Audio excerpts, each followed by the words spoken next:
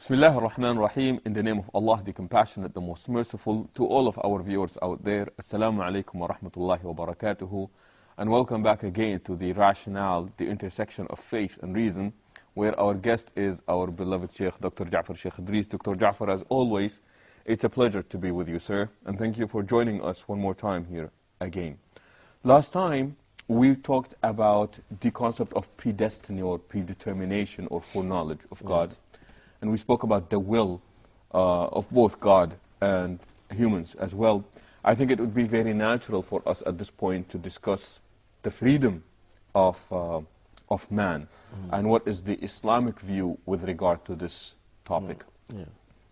Bismillah ar-Rahman ar-Rahim. Many people, of course, now the freedom has become a very popular topic, especially politically. But sometimes, especially in the West, people talk about freedom. They attribute to human beings freedom, or they want them to have freedom, which they cannot have at all because of the way they are constituted, because of their nature. The freedom about which they speak in the absolute sense applies only to God. God is the only free one. He is his freedom is absolute because he has full knowledge, or he's all-knowing, he is all-powerful, and therefore whatever he wills will be the case. This does not apply, of course, to human beings. So in that sense, we are limited. We are limited because of the limitations of our attributes. Our especially knowledge and power. So because God has full knowledge and all-powerful, He is the one who has absolute freedom. And you find this in the Quran. فَعَالٌ لِمَا يُرِيدُ. I think we mentioned this verse before. The doer of whatever he wants. Whatever he wants. The freedom of created things, whether they be human beings or angels or devils or whatever, is limited. Sheikh, I'm sorry, but before you go, when we speak of the freedom of God, even though it's absolute freedom, is it fair, or is it not fair to also say that it is accompanied with both compassion and justice on the part of God? Yes, of course. This is a good point. Sometimes people forget. Even when we say God does what He wants, that doesn't mean that His actions are haphazard. His actions must be seen in the context of His other attributes. Yes. Which is true. So He will not do something that is not compatible with His being merciful, with His being wise, with and the other attributes that can relate to such actions. So when the Quran says that وَاللَّهُ يَفْعَلُ مَا يَشَاءُ, or these other verses that you have mentioned, it is a declaration of the absolute freedom of God, but not necessarily, like you said, it's not, nothing happens haphazard. No, because you remember the hadith, إِنَّ اللَّهَ كَتَبَ عَلَى نَفْسِهِ الرَّحْمَةِ. Allah subhanahu wa ta'ala decided that He would be merciful. God does not do everything that He can do. He has the power to be unjust. Sure. No, but he's not unjust, and he is praised because of this. As one of our theologians said, if he was not able to do except that which is good, he would not have been praised for doing it. Sure. You praise someone for doing something which the opposite of which he could have done. Sure. Other alternatives. So he's not good because his inability to do otherwise. Evil. He is good by choice. Yes, he chooses to do good. All created things, as I said, necessarily, the freedom of created things is necessarily limited. because they are created by God, they are under control of their creator, so they cannot be absolutely free. Their knowledge is limited, their power is limited, and therefore they cannot do what they choose. They can have the freedom and the knowledge to do something, to will to do something, but not everything that they do will be the will be the case, because it is left to God whether to allow what they chose, what they willed to be the case or not. So their freedom is not absolute. And I think in that case, that's when a verse like إنما أمره إذا أراد شيئا أن يقول له كن فيكون. That whenever he decides about any matter, it is for him to say be, and immediately it is. But obviously that's not the case with us humans. This is true. So even a person who doesn't believe in the Creator and doesn't believe in the reasons that you have just given, still should believe that the freedom of human beings is limited, because he can see that your freedom is only within the laws of nature, and within also what other people think of what you want to do or what you want to say. So even when I raise my hand, now I raise it according to the laws of physics and biology and so on. I cannot do what I choose to do. I cannot now decide to fly. I'm a human being, and I am made in such a way that even if I had the strongest will to fly, I will not be able to fly. So our freedom is limited by the laws of nature that govern our actions. It is also limited, as I have just said, by what other people by the freedom of the actions of other people. I cannot do everything that I want to do, because there are other people who would object to what I do, or who would prevent me from doing what I will to do, because it is not in their interest or because it is harmful to them. So my freedom is necessarily limited. Sometimes it is even limited just by the customs and traditions and so on of a society. No one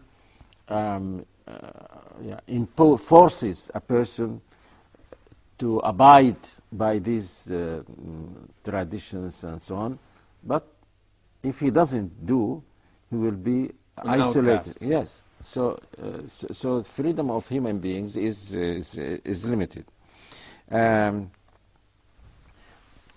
So when we say that someone is free, we are saying that he is free within this context. Now, but he is free to do good or to do evil within this, to accept the truth or to reject it. As you read in the Quran, فَمَنْ شَاءَ فَلْيُؤْمِنْ وَمَنْ شَاءَ فَلْيَكْفُرْ. Let him who will accept the truth, and let him who will deny the truth. This is a very clear verse that belief is a matter of choice, and then a person has the power and the will either to accept the truth or to refuse. God does not enforce it upon any person. But a person will be responsible for the choice he makes, whether in front of his Creator or even in front of other people. One cannot say, I killed someone because I am free. So I have the freedom to kill him, so I killed him. Society might not be able to prevent a person from killing someone else, but they will punish him for doing that act, which is done with freedom. If it is not, if it is done accidentally, then the consequences will be different. And this is what we do in everyday life. If you press upon someone's foot, say, and he says, then you say, "I'm sorry, I did it," he will forgive you. Sure. But if he sees that you did this on purpose, there will be a difference. So even in our daily life as human beings, we make a distinction between what a person does willfully and what he does absent-mindedly or ignorantly or so. And we're only responsible for the actions that we willingly have pursued or have taken. Even in, I said that even in everyday life, this is to a great extent, this is how we treat would that be what the Prophet ﷺ meant when he said, إِنَّمَا الْأَعْمَالُ بِالنِّيَّةِ? Yes. Deeds are truly judged by the intention of the doer of these deeds. This is in front of the Creator, and this is how people treat each other. If someone does something, as I have just said, some philosophers say, apparently, two actions can be very much similar. If someone puts his hand in your pocket and picks your wallet, but he's your friend. If another person does the same thing, he will be described as a thief, but not the first person. This in spite of the fact that the actions are very similar, the same in fact, identical. The only difference is with the intention of the person. And that's why you would not punish your friend for doing, I hope. Well, it depends on how much they took from me. But you will not treat a thief or a person who is not known to you the same way as you treat your friend. Sometimes this freedom is lost involuntarily. Someone else, some external powers impose something on you that makes you lose this freedom. The worst example, the freedom to choose. Yes, of course. The worst example is slavery. If some people, if they enslave other human beings, for no reason, just like what happened to people in Africa by the Europeans and the Americans and so on. These are innocent people. They were taken and made slaves. When a person is made a slave, of course he loses much of his freedom. And we he will be asked to do what his master tells him to do, and to abstain for doing what the master tells him. And at that point, he has lost his this will of choice, and also his God-given right, the fact that he was created as a free person. Sheikh, please hold on to that thought. We would like to go back to it. We will take a short break, and we will be back. So please stay tuned with us. Assalamu alaikum wa rahmatullahi wa barakatuh, and thank you for joining us again here in the Rationale, the intersection of faith and reason, with our Sheikh here, Dr. Jafar, Sheikh Idris. Dr. Jafar, you were talking earlier about how people lose this God-given freedom to them, and you mentioned the case of slavery, where people are stripped from that. Yes, I said sometimes they lose it because of external forces, like dictators and some other political leaders. They strip people of their, as you said, of their freedom. But sometimes they do it also voluntarily. People give up their freedom in that sense. Voluntarily. And I gave the example of people who are, we can give the example of people who are leaders, not only dictators, but even people who are leaders who are elected. Elected. And then people change their minds about their policies. But there is nothing they can do. They have to follow them and to obey their orders.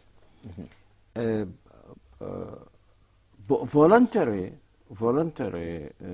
giving up of some of the freedom can be done for a good reason or a bad reason. A bad reason is when a person decides to follow a leader or a sheikh or so blindly. Whatever he is told, he will believe, and he will act according to what he is told. This person is no longer free, because he doesn't give himself even the chance to think about what he is told, whether it is good or whether it is bad. So that's why it is called blind following. And is this where, I guess, the Prophet ﷺ forbade when he said, لا يكن أحدكم إمعا? And in the Quran, you find so many verses about the people who deviated just because they followed their leaders. And God did not accept that as an excuse, because he gave you the freedom to think and to decide for yourself. You decided to give up that right and follow somebody else, this person. Thinking. And that is blameworthy. Of course. And there is no excuse for it. You can't say, I did it because my leader told me, or my sheikh told me, or a certain alim told me, and so on. If you decided to follow that person, absolutely. But if you did not decide this, and sometimes you follow this advice, sometimes you follow that advice, and you think, and you make mistakes, then there is no problem in that.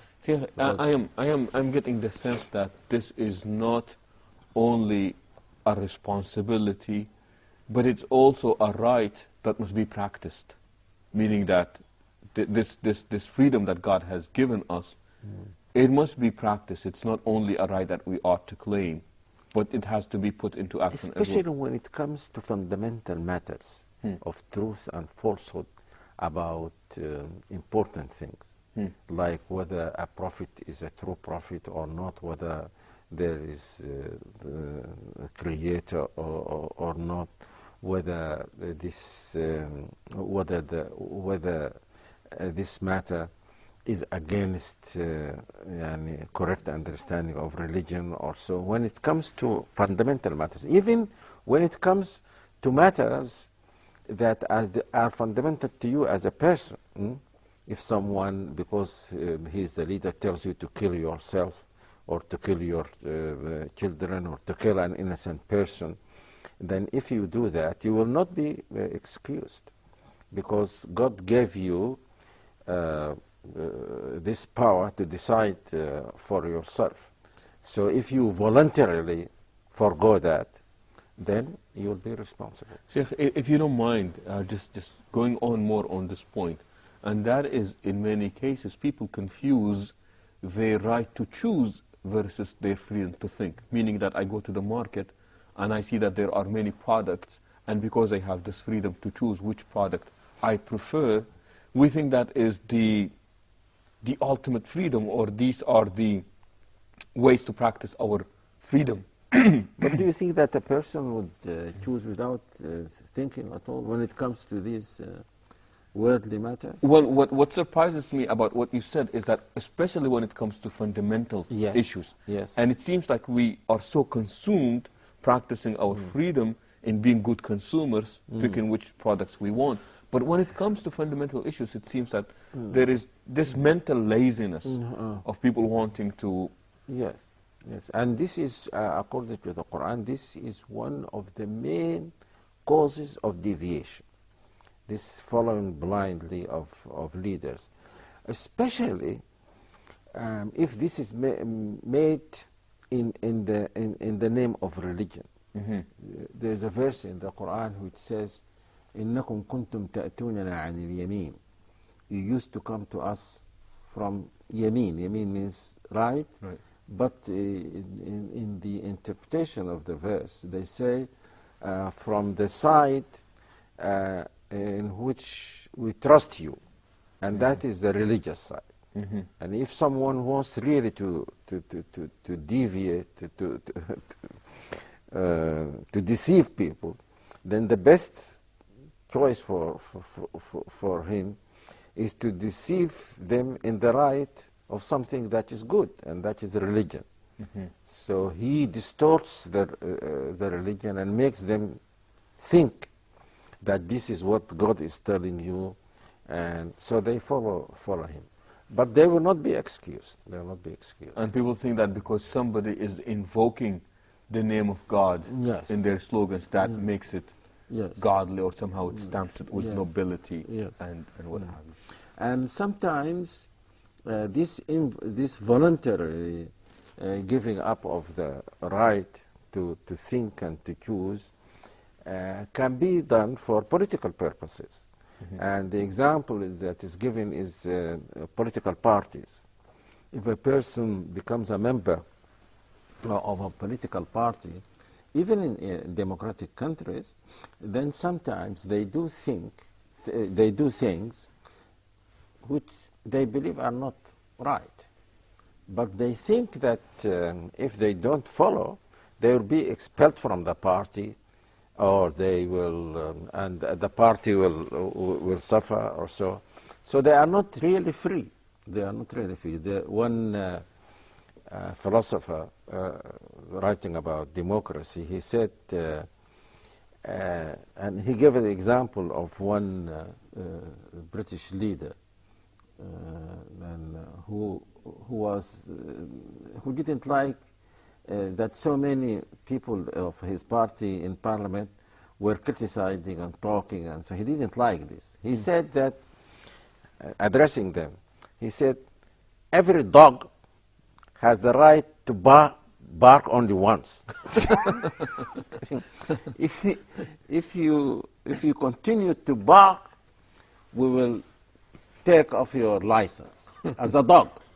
And so this can happen, and that's why people used to call, especially in the communist parties, they used to call them fellow travelers. They just follow, but they will not be excused for this.